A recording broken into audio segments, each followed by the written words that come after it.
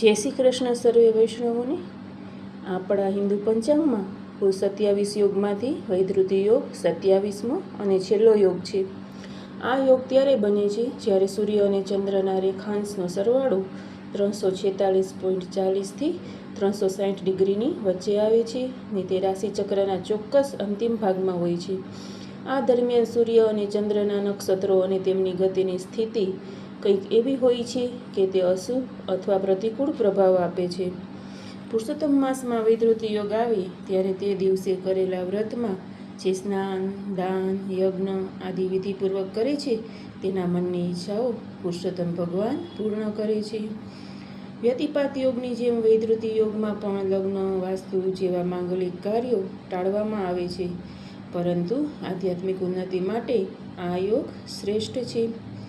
વૈધૃતિ યોગ 6 જૂન બપોરે લગભગ 2:35 આરંભ થાય છે અને 7 જૂન સવારે લગભગ 9:29 સમાપ્ત થાય છે।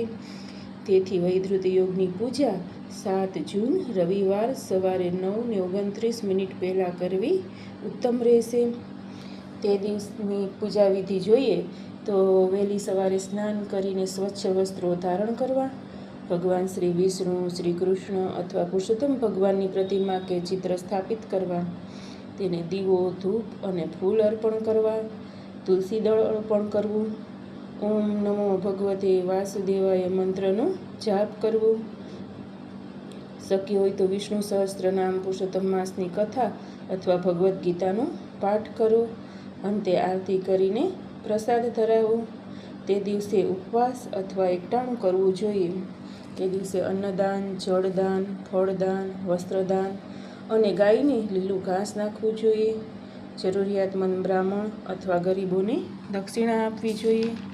આ દિવસે કરવાના વિશેષ ઉપાય જોઈએ તો તુલસીની 11 અથવા 108 પ્રદક્ષિણા કરો, શ્રી કૃષ્ણ શરણમ મમનો જપ કરો, પીપળાના વૃક્ષ પાસે દીવો પ્રગટાવો, ગીતાજીના 15મા અધ્યાયનો પાઠ કરવો અને ગરીબોને ભોજન કરાવવું। આ વૈધૃતિ વ્રત પ્રહલાદે કર્યું હતું, તેના પ્રભાવે તેને રાજ્ય પ્રાપ્તિ થઈ હતી।